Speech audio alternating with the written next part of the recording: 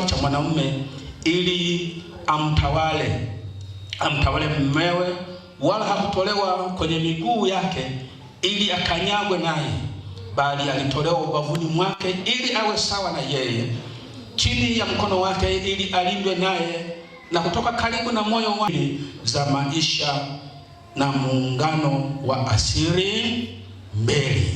Bwana Yesu asifiwe sana. Kabla hatujaendelea kipindi hiki, nichukue fursa hizi kuzialika kwaya. Najua mna nyimbo special. Sasa nikikukaribisha unielewe. Nikikukaribisha njoo na wimbo wako special. Ukisema umeutunza, unaweza ukashangaa usipate nafasi nyingine.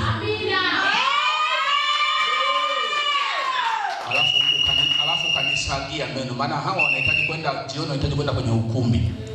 Tulisema ndoa yetu tutaianza saa 6. Sasa kwa mila zetu za Kiafrika saa hizi saa 5. Si ndio watu wa Mungu? Saa hizi saa 5. Kwa hiyo nafikiri tuko vizuri. Nikikukaribisha uje na wimbo wako special. Usiseme kwamba umezuia rungu utalileta baadaye. Itakula kwako kama sio kwangu. Bwana asifiwe sana. Haleluya.